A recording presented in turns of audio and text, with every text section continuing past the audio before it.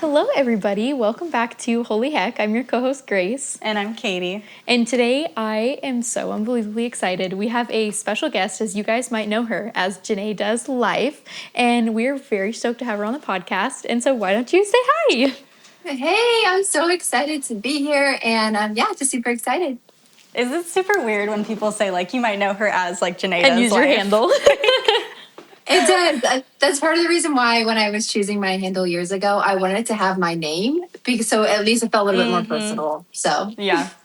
That's fair. That's a really good point. Not as random. Holy heck. Yeah. I love it, though. Yeah. Cool. Well, I obviously connected with you over Instagram and that kind of stuff. But outside of that, you're a Christian. You're a real person. You have a real life.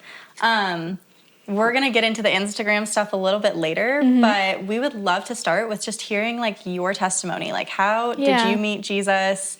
When did that happen? Upbringing, stuff like that. Where's your faith at now? Yeah. All of it. Sounds good. So I joke around with people, and when they ask me that question specifically is like, what did you meet the Lord? And I say I was born saved. My grandparents were pastors. My parents were, of course, I grew up in the church. My parents were pastors. So oh my gosh, my parents I never didn't know that. That's really cool. Yeah, my parents never led a congregation, but they were ordained since I was young, and so I grew up in ministry without ever being stuck to ministry, if that makes sense. So I felt like I got to see a lot of behind the scenes without ever feeling stuck. So grew up in church. The Lord has always been a constant in my life. And I used to struggle with that actually when so many people have amazing testimonies of like, they didn't know the Lord and then had this amazing transformation and then now they're in love. And I'm like, I have never known anything else. Yeah. Like my life has always been Jesus and I've never walked away and I've never questioned that. I've wrestled with things, of course, but I didn't have this crazy sinful life. I didn't even go through like college crazy years. Like I've been so solid and which has been a blessing. That's awesome. Yeah. Which is a test, but I've learned that's a testimony in and of itself. But it is. Yeah. My husband's the same way. And I always love to say that like, you're calling it a boring testimony, but it's such a testimony of like your parents' faithfulness and your parents' love for you. And I think that's beautiful. Yeah, no, that's so good. It's my whole extended family. We all went to church together. Like nobody really had a crazy season. So a firm foundation, generationally for sure. Yeah. So that's a little bit of, I guess, my testimony in a way. There's so much in amongst all of that over the last 27 years, but born saved and always been that way. No plans on changing. That's awesome. Yeah, I guess kind of a next question, we wanted to tackle the social media. How did you get into it? What made you want to start it? All of it. Yeah, when did this start? Yeah. Because you've said that you've had like other social medias and stuff like that, and then potentially YouTube and all this stuff. So like, what started you on that path and how long ago was that? Okay, honestly, when YouTube first started becoming a thing when I was probably, I don't know, 8 years old, it was a thing. I tried it. I was a little girl, like, I don't even know, probably 7, 6 years old, asking my mom for like an actual video camera to like so cute. The family. I never did anything with it, of course. And then I started very few people know about this. I started a YouTube channel to how to train your dog back in like the 6th grade. And it started to take off. That's so cute. And then my mom deleted it. It's because she didn't really know what she was doing. And I look at her now and I'm like, Mom, back in like 09, 010, what are you doing now? You're like, girl, we missed out. You're a missed out billionaire. Like, hello? Like you missed the boat. Oh my gosh. That's funny. Off and on, like my whole life, personal, I realized that really probably wasn't a thing I wanted to be doing back in high school. I tried it. I was very insecure. Didn't really stick with it.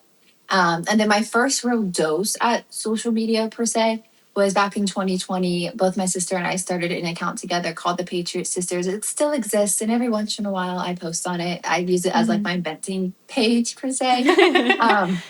But just with everything that was happening in 2020, just politically and like spiritually and the church, we really felt called to speak up and call Christians to a higher standard of, hey, you don't actually have to follow the crowd in front of you. You can think for yourself. We have certain rights as American citizens, but also as believers. And when is the right time to like use those? And when's the right time to be quiet? Like, what's the balance? And that blew up.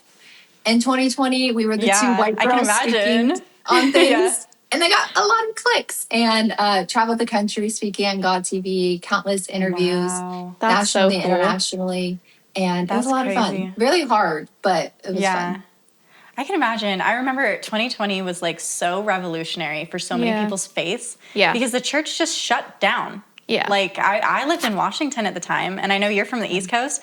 Washington was bad. Like Washington was so bad. You were not allowed to gather for church. I remember our church that we went to had like a secret like church in the forest that like there was no paper trails, like no texts, no like emails, like it was word of mouth only. Like you would not be caught dead because there was fines. Like people were getting fined for this stuff. People were getting arrested for this stuff. Like it was insane.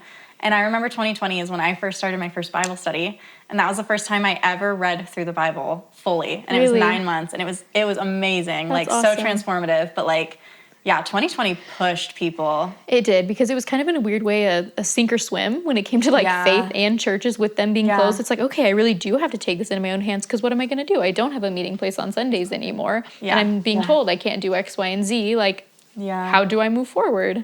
That's crazy. I remember sitting and watching church online. I was in Texas at the time. We had just moved there like 4 months prior, and then everything shut down. And our church shut that timing. Yeah. Bad timing. But luckily, everyone we were associated with and around was completely like-minded. But the church did shut down for a couple of weeks. But I remember sitting, watching church online with my family and thinking, I will never take for granted being able to gather and just worship together. Like there's something so intimate about your quiet time. And like, I do that, but corporate is important, and it's just as needed. And I remember saying, I'll never miss a Sunday after this. I have, but so that was really just our challenge and my personal conviction to tell people like, hey, you can do things differently, and please do not follow the person in front of you just because they say it's right. Yeah, there was a lot of fear going on around that time too. And so, that was tough. But how did that segue into where you're at currently? Yeah. So out of that, we actually were doxxed. And so we were getting death threats on our phones, and they were calling our in-laws and cousins and like aunt, uncles, and it was really scary. I'm gonna need more elaboration. Maybe for people. Can I get their address? Yeah, seriously. But maybe for people who don't know, can you do a little definition of what is being doxxed? Yeah. So somebody, we made a video about George Floyd at the time, and somebody took it, edited it out, made us look like horrible people, and they posted it on an account that had over 1 million followers, and their caption literally said, "Go get them." And so people did it. And I was watching when I first saw it, I was watching the video, and I was like, you edited it out, every part where I was against this, and you kept the parts where I said something else. And first of all, that broke me, and it made me realize, I can't imagine.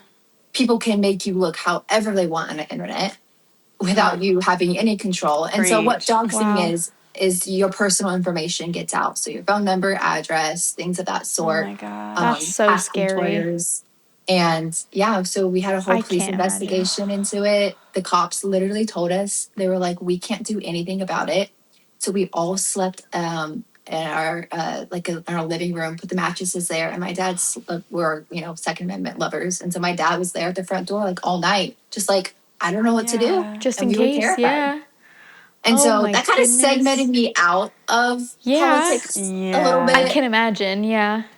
We came up with fake names. I no longer went by Janae. I was Christiana, and my sister was Isabella, and we changed our identities completely. Oh my gosh. How long did that last for you guys? Like the fear and the changing everything. Like when did you go back to I think I'm safe? Or at least I'm okay. Yeah, I kept my name as Christiana for probably another 2 years on that social media platform. Even when we moved back to Florida, people were calling me Christiana at the new church we were going to. They didn't know my name. And I felt like I had 2 identities for a while. Oh, that's so sad. That must have felt so I can't imagine. I can't imagine. That's I really can't imagine going through that. So then how did you decide to jump back into social media after that kind of an experience? Honestly, it was the friend group that I had connected with as soon as I moved back to Florida. And I joined a dance team at our church after getting kicked out of the church dance team in Texas for being political. That's a whole other conversation. Pinning there. Yes. We will come back to this. We will come back to that. I need to know. Okay. I joined another dance team after saying I never would do it again. And really just that community really helped, I think, just build me back up as a person and knowing my identity. That's really sweet. And they encouraged me whenever they knew that I, first of all, love social media. Yeah. You know, consuming and creating. And they just really encouraged me that people need to hear my voice and that I should do it when I'm ready. And I finally said, basically, it's now or never at the beginning of this year. And here I am. I love that. That's awesome. So to segue on that as well then. Okay. Obviously, Instagram is where we met you because of a post about friendship and the struggles that you've been through in life. And you're doing a series. It's like 27 things I wish I knew before I turned 27. And that connected with a lot of people. Yeah. Obviously, what do you know what the view count is currently on like that reel? That reel, yeah. The reel that did really well, I think it hit 17 million last night or yesterday. That's crazy. How has that been? Yeah. Like, I know that with viewership and with eyes comes a lot of scrutiny, comes a lot of people making comments, and again, attention isn't always the best. So how's that been? One thing that doing TPS or the Patriot Sisters that taught me is I don't read the comments. I maybe scroll super quick just to kind of get the vibe, respond to, supportive comments. But other than that, I have no idea what's going on. I've gotten DMs from people saying, I'm so sorry what people are saying about you in the comments. And I think, I have no idea what you're talking about. I really don't. Bummer. Because I've learned if you're going to put yourself out there so publicly, especially as vulnerable as I did, people are going to have opposing views and they're going to take parts and make their own opinion. And to protect my heart, I've learned just to take a step back. The only people's opinions I care about is, of course, the Lord's and my close community. Other than that, good or bad, I've learned to just kind of, I appreciate the good, but I shut off the bad completely. And intentions are hard to get across on Instagram. I feel like I've found that out like a lot the hard way. And like you could do something out of literally the most genuine, humble place, and people will like, I wonder if she did this because of this. And you're like, oh, I didn't even think about that. Thank you so much. Yeah. How was, like you said, I know you said you had a pretty supportive kind of community and group who were like, hey, supporting you when you were starting social media back up. Was it ever kind of awkward at all with like people around you kind of seeing you start to take off or get a little bit more traction, or people kind of weaseling their way in of like, hey, we used to talk in third grade, or like that kind of stuff? Right. Yeah. And I would say I'm still, every single time I go to post something, I'm so embarrassed still. Really? I was curious about that. No, I kind of feel that way too. And like, again, starting the podcast and doing this stuff, I love it. But there is a little bit of like, ugh. Yeah, I hope that goes away. Although it never really went away when I did this years ago. So it's just something I've learned to I just don't think about it. Like I keep telling myself there's just things in my life anyways, the past couple weeks of just keep going. Do not stop. Like keep moving forward. So it's kind of the mantra I have of I'm going to go until the Lord says to stop. And so far he's saying go and opening more doors. So I can't get my emotions involved. Otherwise I'm very emotional and I will just tap out. So I think that you've got, I think that you've got a really good message of like vulnerability on social media, because I feel like there's like two camps to it right now, where there's like the people that are like ultra vulnerable and they're like exploiting their children on Instagram and like posting things they really probably shouldn't be posting on Instagram. And then there's the people that are like, I am so perfect, you will never see me cry. Like and again, like it's two completely different viewpoints that I feel like are done both for performance. And then you've got this weird middle ground that you're doing, which is like you're real and you're vulnerable, and it's not performative. It's raw. It's honestly, it's messy. Yeah. And I love that. I love what you're doing. I love the like vulnerability. I think that it's so important to be able to talk about, these are my feelings and I hate this. It sucks. And I'm not going to try and put like rose-colored glasses on it and be like, well, everything worked out because I'm happy now. Yeah. It's like, no, I'm still in the thick of it and I hate it. And so like that reel that you mentioned, I think you had said that like you've had a ton of friendship breakups and that kind of stuff. I don't feel like that's talked about a lot in like any sort of sense, but especially in like the Christian circle, I feel like that's like never talked about. I feel like there's this almost idea of like, oh no, everybody's all good and we're all super fine and chill. All the time. Yeah, all the time. Everybody's great and happy. But like that's not the reality. And like sometimes things like crash and burn and it's painful and it's like behind closed doors and you're almost not allowed to talk about it. And so... Because people don't know what to do with it. No. They don't know how to respond to it. Yeah, they don't know how to respond to it. The two responses that I've ever gotten for friendship breakup stuff is like, oh, well, just like, you know, let it be. Or I get the like, well, they're just not Christian. And I'm like, okay. They're just jealous. There's got to be a middle ground here. So with that, is there stuff that, again, you're doing this trend of like 27 things I wish I knew before I was 27.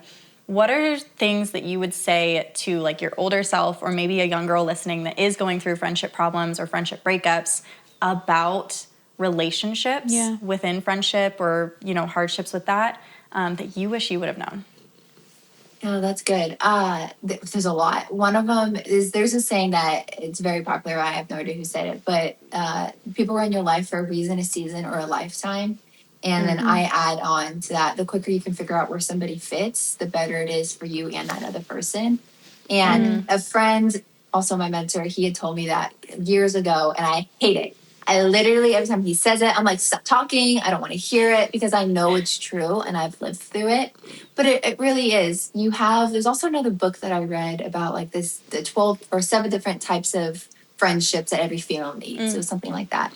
And it really helped give me an idea of not expecting certain things from friendships that they're not able to give you. And with that, it allows you to let them go when the season is up.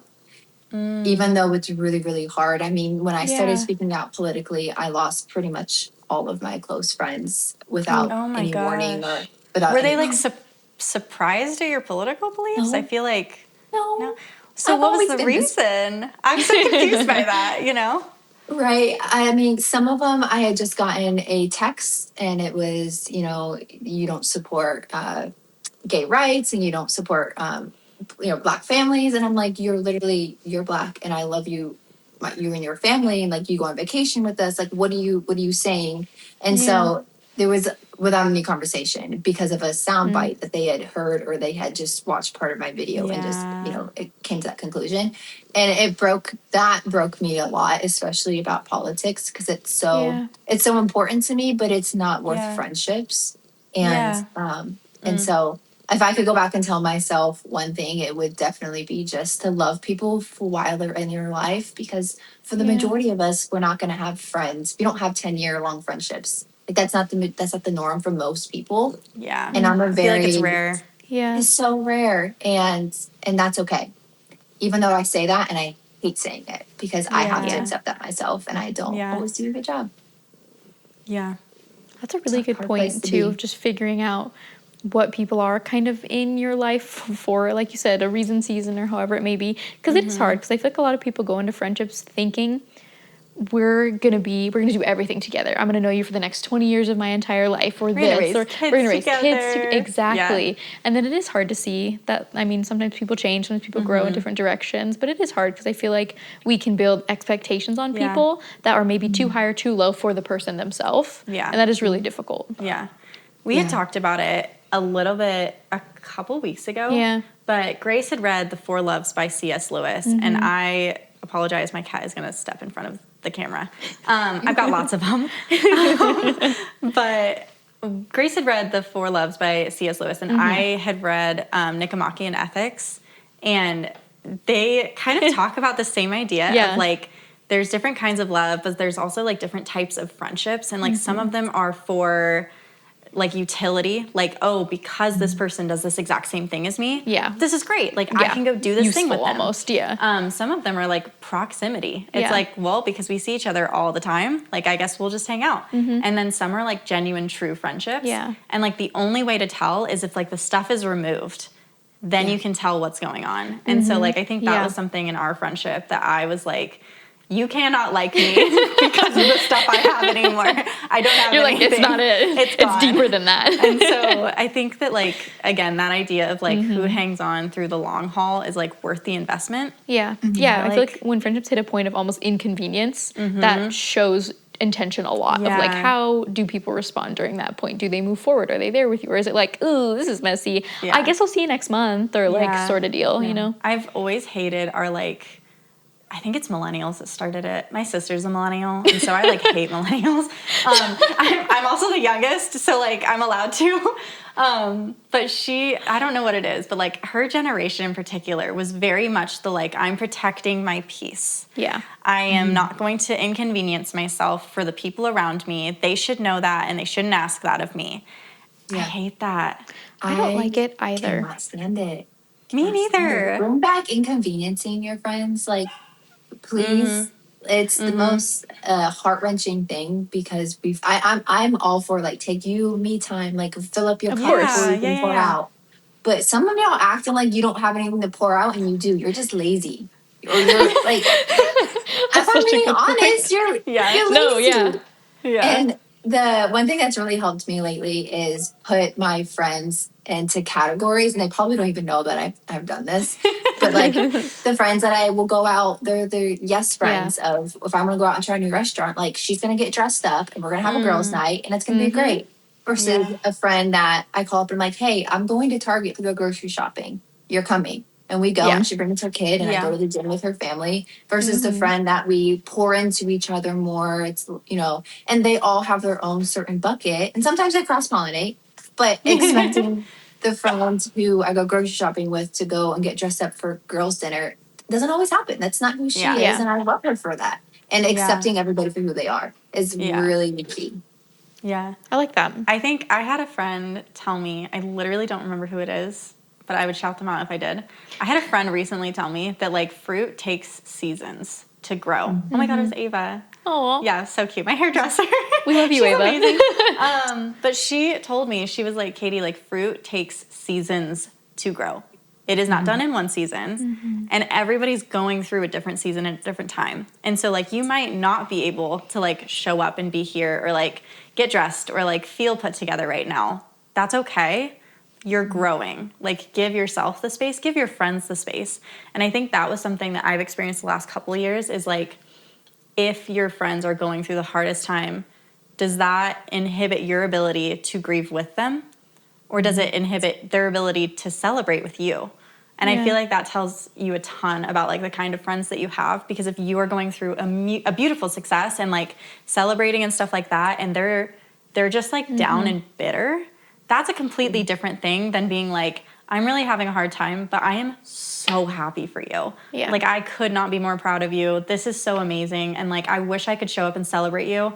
I can't right now, but just know that I'm proud of you. Yeah. Like, that's, I feel like that goes a long way. Even just really hearing that on the opposite end. Yeah.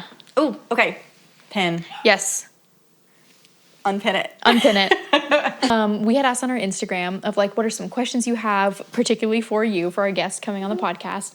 And one of them was, how do you build trust again after a church has hurt you? How do you build trust with a church after church hurt? Yep. And again, after your experience in 2020 and getting kicked out of a church, which again, we'd also love to hear more on the reasoning and how they approach that. But how, again, moving forward, did you, like, want to go to church again? Or did you want to get involved and be like, okay, I can trust a church again? Yeah.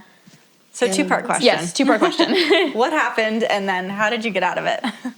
Cool. So we were back in 2020, maybe end of 2020-ish. We were speaking out politically, you know, doing the thing. And if you hear my dog barking, I'm so sorry. Oh, you're fine. I've got the cats and the babies. Okay. So. It's all the animals. Yeah. And so we were on their dance team at that time, and they called us into the office, not even the main pastor, just like a sub pastor, you know. You say pastor. Us. Who is my us? Sister and I. Sorry, okay, so your sister and you guys were on the dance team, but this is when everything blew up. You're traveling all over to do interviews and stuff like that. Okay. And then one more clarification. Yeah. The dance team, is it through your church? It was through a church, a ministry that started a church during COVID. But they gotcha. Okay, that's what I was curious about. Okay. Yeah. Very cool. Okay, continue. Very, very big ministry, international ministry. And the short of it is they said you basically cannot be political and be on stage dancing at the same time. And we said, why? And their answer at the time was something along the lines of, if somebody comes into our congregation and they see you on stage, but also see what you post and they feel uncomfortable, we don't want that to happen. And my response was, excuse me? Our main, he's not a pastor, but our main leader, he's very controversial. People either hate him or love him. What do you mean people feel uncomfortable? And if we're saying something that's unbiblical, please, I was 21 at the time. I'm like, please pastor me through that. Like, I'm a young person. I'm open for correction. And they said, basically, you have to choose one or the other. And I said, hey, we're going out of town for a couple of weeks. Can we get back to you on this? Like, can I think and pray about it? And they were like, yeah, cool. When we get back into town, I text the dance leader, and we're about the same age. And I said, hey, I've thought and prayed about it. Like, I'm ready to like commit. And I was going to put away the social media, the success. We were selling, like, we're making money off of it now. Like, I was going to set it aside because I felt called to dance and to worship. And she responded back with, well, you're still posting, so I think you've already made that decision. And that was it. And so I said, I will never dance inside of a church building again. First of all, dance is very controversial inside of churches, And two, I'm like, I'm just not playing this game moving forward. Yeah. Until I've started dancing again. And things changed. So we moved back to Florida a month or so later, very quickly. Literally, my parents bought a house sight unseen, and we were just like, get us out of Texas. It was not what we thought it was going to be. We weren't leaving at the time bitter, but I think hindsight, we probably were. So we moved back to Florida. Question with that really quickly. So when all this happened with the church, was this something that like everyone knew what was going on and everybody knew that you got kicked off? Or was this something that like she was the only one and she talked to you and you disappeared and everybody was like, where the heck did you go? I don't fully know. I think people knew because people talk. And then also another girl on the dance team, we had a lunch with her. And she looked at us and she said something along the lines of, this girl told me that I should not associate myself with you anymore. It was something along those lines. Whoa. And I remember sitting there and thinking, this girl was like our best friend in Texas at the time. And I remember thinking, this is the last time I'm going to see you. Not because I was choosing, but I felt it. You knew. So I think people knew. I was just naive enough to not know in the moment that they all knew. Yeah. I'm really sorry. That I can't imagine hearing that. Yeah. It was really rough. Yeah. How long had you been with that church too at that point and in that program? For about a year from the time we moved there till we left. And it was, ironically, the day we were doxxed was the day we had the meeting and were told to choose. Like literally the same day. Ooh, wow. That is a lot. So where's your mindset during that happening? And your sister too. What are you guys thinking? Honestly, it made us, when it all started to happen, it really made us double down because on one hand, we were having the most, ironically, the hate was coming majority from Christians inside of our own church. And we were getting loved by, TV and everything else and opportunities. Yeah. And so it made it I don't want to say made it very clear, but we knew where we were wanted. And, the scripture talks about how a prophet has favor. It doesn't have favor in his own hometown. We felt that. Like our own community who's supposed to be supporting us doesn't. And they not only don't support us, but they're almost coming down on us. And we were young, early 20s. Yeah. Like, I didn't know. And again, this isn't a shock, right? You're in Texas. Yeah. I'm assuming that, like, because your church didn't necessarily shut down for the whole COVID, their viewpoints are pretty clear. Yeah. It's not like they're, kind of threading the needle or being very coy about their beliefs and standings and stuff. They're making bold statements. And like you said about your main pastor was either very loved or hated. Yeah. Yeah. He was. And honestly, all of it, I didn't really understand it in the moment. And I don't really fully understand it now. Ironically, now that him as a person, he always talks about politics and like things that are happening in culture and stuff. And, and for the first time I saw his post, I was like, oh my gosh, like, what are you doing? Because like you came on down on me, but now I can see the transformation that's taken place in his life, and I love watching that, even though I got hurt in the process. And I've had conversations with him since, and him and our family, because we were all very close. Yeah. And I have nothing but love for him, and there's no hard feelings now, but that took years to go through in the process. Wow. Yeah. Wow, that's insane. So but I started dancing when we moved back to Florida. Yes. Okay. There was another very big ministry that they were kind of connected with in a way. You know, the church world was very small. And so they were another major ministry that were starting a church here in Orlando. And one of the first Sundays, we somehow got connected with their creative arts pastor. And my mom was like, you girls need to dance. And I was like, Mom, I'm not dancing. Do not tell me what to do. And I went up to him and I was like, hey, I want to. But I just let you know, this is what I do online. And if you have a problem with it, or anyone in the church might have a problem with it, just tell me now, because I need to know, because this is what happened. And he goes, why would I have a problem with it? And he just never had a problem with it at all. Yeah. I can't imagine hearing that after your last experience. That's really... My husband loves to say, too, that, like, trauma and, like, trauma responses are caused by, like, terrible things that have happened to us. And the only way to, like, break them or fix them is to have the exact same situation happen and the response be completely different. And so, like, to hear you be like, okay, well, I'm going to, like, offer myself up again and be potentially, like, criticized for this thing. Here's everything about me. Like, go ahead and slap me in the face. And to have them be like, why would I ever do that? That must have felt so, like, like a deep breath of, like, oh, my gosh, thank God, you know?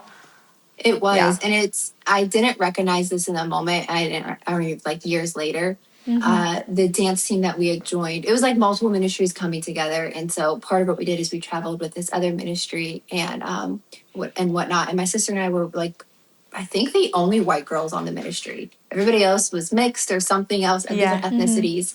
And even I think stepping into that subconsciously, we were really scared because we had just lost all of our friends who were, you know, different ethnicities, and they all thought we were horrible people all of a sudden. And I think we were really scared to share our beliefs, even though, I mean, we didn't keep it. It wasn't a secret what we did, but I was always on edge, I thought, because I was scared they were going to hate me because I looked different or I thought different and whatnot. And even through that process, they didn't give a crap. And we don't always agree on things. You know, but there was so much love, and I don't even think they know this, but I think that also healed me so much of like, hey, it's okay again at the same time.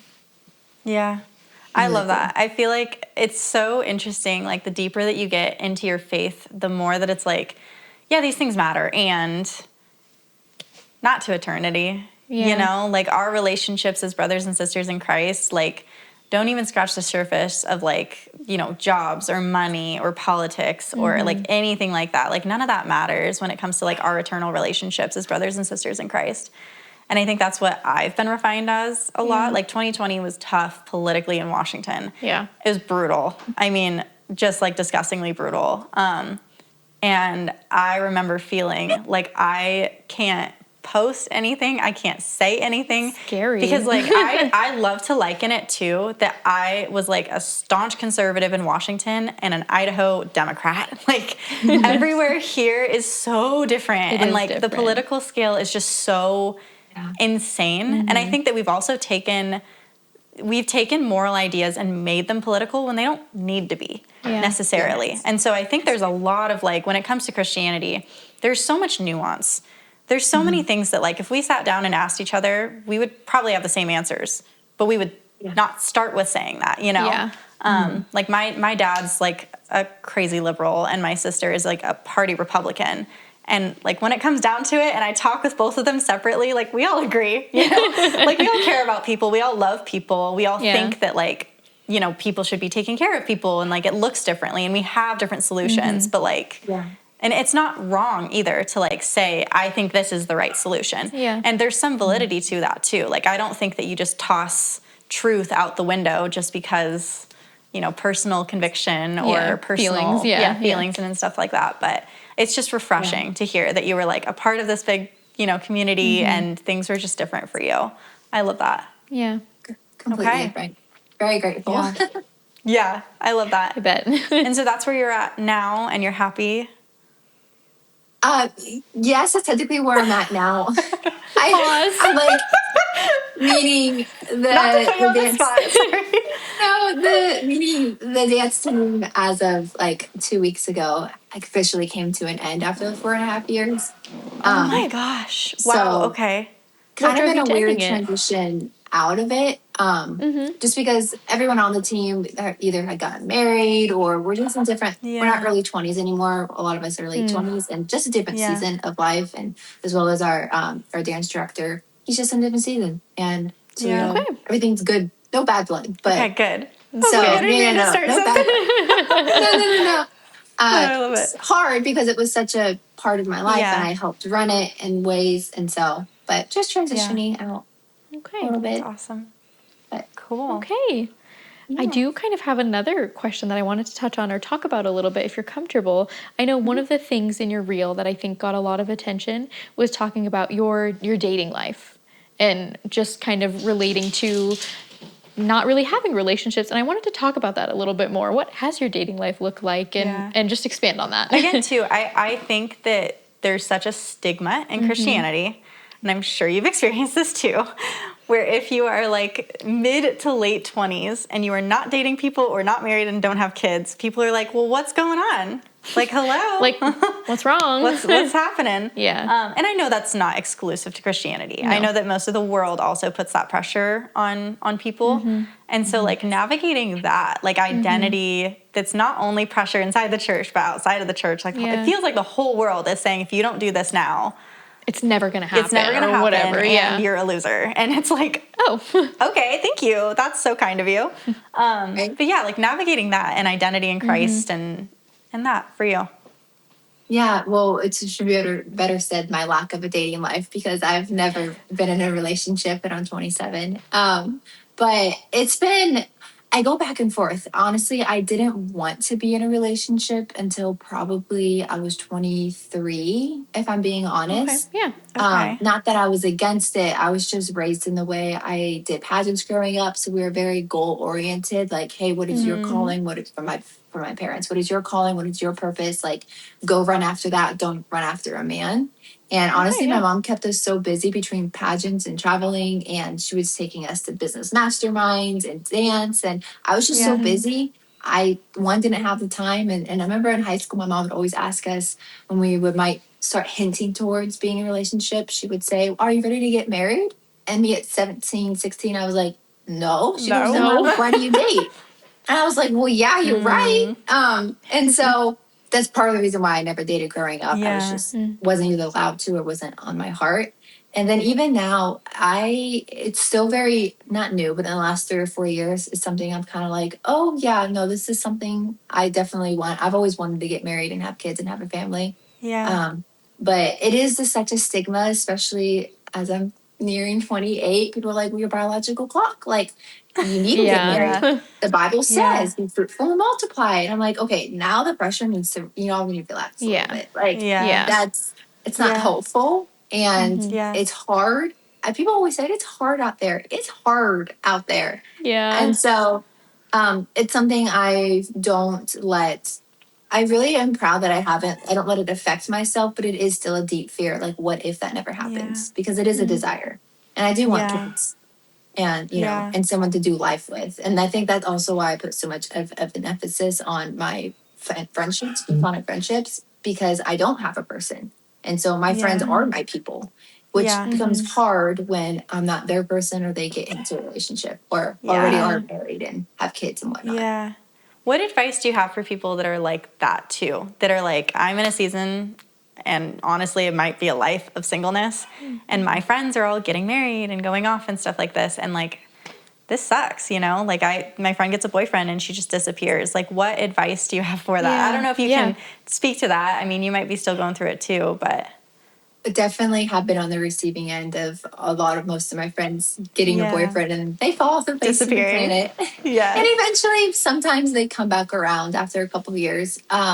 But my biggest advice, and this is something that I'm still continually having to walk through on a weekly basis there is some bigger reason why I'm still single and I haven't found my person. And even if I don't know what that is, the Lord knows what that is. And so my heart and my personal goal for at least this next year is, or however long the season lasts, hopefully it's not another year, but what does the Lord want me to accomplish before I get into a relationship and I get married? What does he have for me in this season that clearly I'm missing and I'm not, attaining, and that needs to be completed, we'll say, before I get into a relationship? And I'm pouring myself into that, not what I don't have.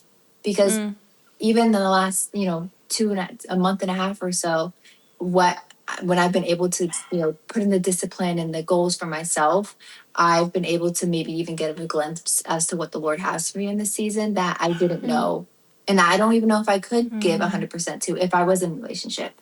I couldn't be doing, helping so many women and young ladies on social media and figure out their identity and their purpose and helping them with practical things like discipline and routines. I don't know if I could give as much time if I had a boyfriend or I was married, or definitely if I had kids, it wouldn't be as easy. So I'm trying to figure out and my encouragement would be, what is the Lord telling you to do in the season that maybe you're ignoring and not following through on? I love that. I like that a lot. I feel like that's so applicable, not only to just like singleness, but also like hardships and like growth and like all of those kinds of things as well. Of like, instead of tossing your hands up and being like, I don't understand, why is this happening? Of like, no, God's working something. He's doing something. God is. And like, let me get out my shovel and just keep digging. Like, maybe there's something in here that I need to figure out. So I love that. Thank you so much for sharing. Thank you. Yeah, of course. No, I really appreciate it. Do you want to end us off? Yeah. I mean, thank you so, so much. This has been such a wonderful experience. And even I just know the first time we got off that phone call with you, meeting you, we both were like, yee! Like, that was awesome. Like, that was so cool. Yeah. So again, thank you so much for taking the time to do this with us. And we're just stoked about it, and we hope you guys love the episode as much as we have enjoyed getting to know you and talking with you. We're introducing a new thing this episode. We are. We want to go over... You're going to be our first victim. Yes, you are. We wanted to do a little, like, conviction corner and confession corner. So you can talk about something that you are feeling convicted on, is whether it's this week, this month, and honestly, if you want to confess something, too. Like, yeah, like, I've been doing terrible at this. Yeah. So... Grace, do you want to start us off? Yes, I will go first. Okay, let's see. I'll make you let go last. For conviction, I think this has been something that's been on my heart for probably the last, honestly, couple months, is just surrender. And I feel like that's something I've talked quite often about, is the Lord has asked me to surrender. And I find I like control. I always want to keep like 1%, but then be like, here's my 99. And again, I can see that sometimes happen in like my marriage, friendships, whatever it may be. And I am just truly praying and seeking and trying to find the like, knees on the ground, 2 hands up in the air of like, take it all. It doesn't matter, because Lord, you are what matters the most. I don't need to hold on to my 1% because I'm scared of getting hurt. I'm scared of someone walking away. That's a big conviction. And I feel like that honestly like kind of falls into like a confession too, of like me noticing that in my marriage sometimes. Again, like I don't have the most wonderful past and upbringings when it comes to relationships with men, and so part of me is like, maybe if I just hold on to a little bit and this person will walk away, it'll hurt less. When I'm like, I don't want to have to live like that, whether it is in a marriage or something. And so anyways, I feel like the Lord is teaching me wonderful things, that he has all I need and I will be okay no matter what. And so those are mine. I love that. There's like snaps or something. I love that. That's cute. Yeah, little.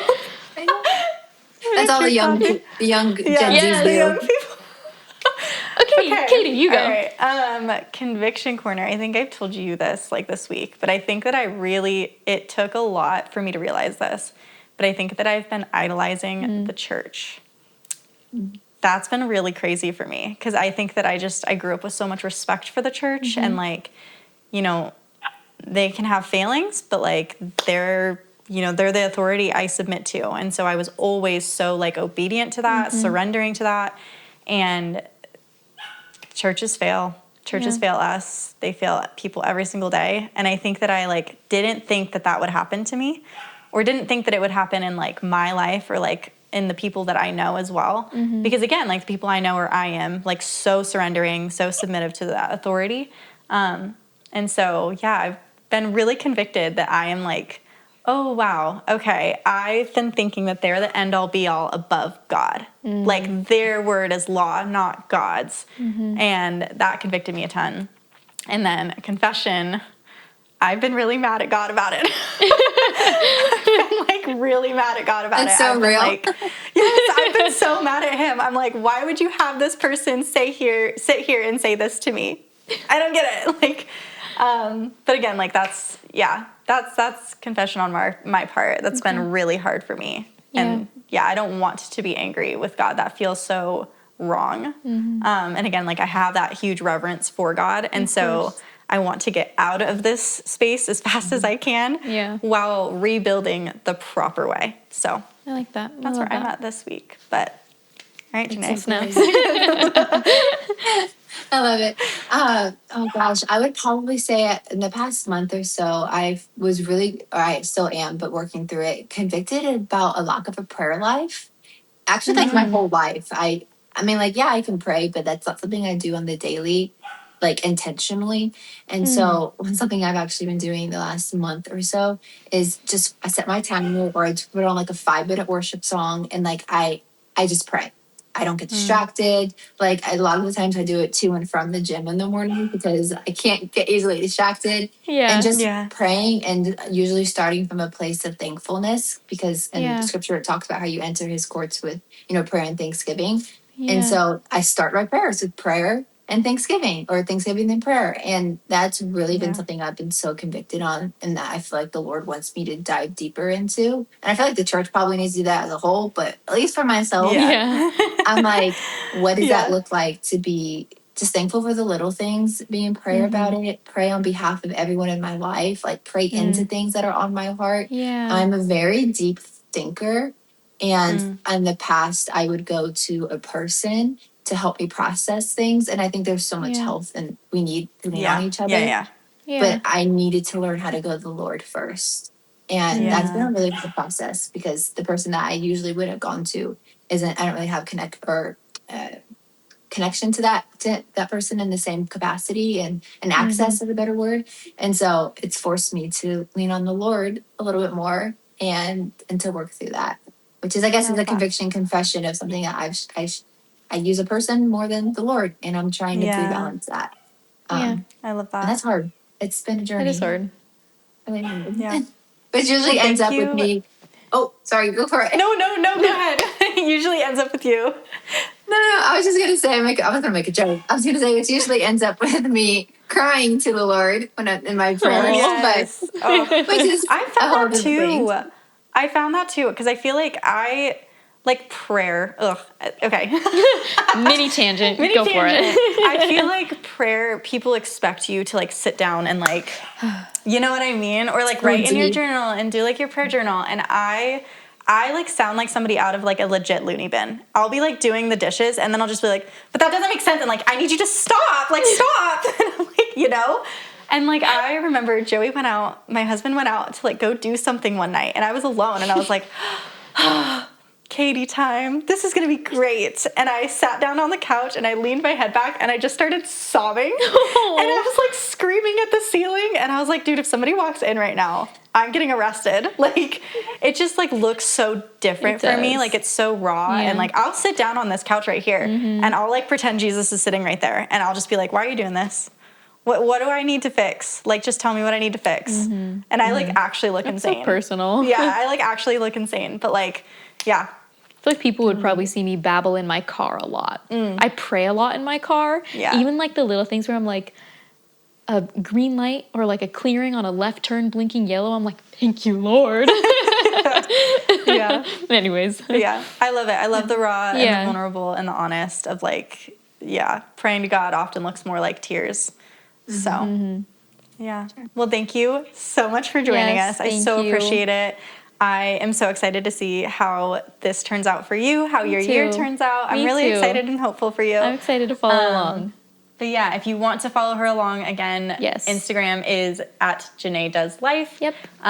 We're just so thankful for you joining with us today. And we will talk to you guys in 2 weeks. 2 weeks. Yep. We'll see you for the next one. Bye. Bye.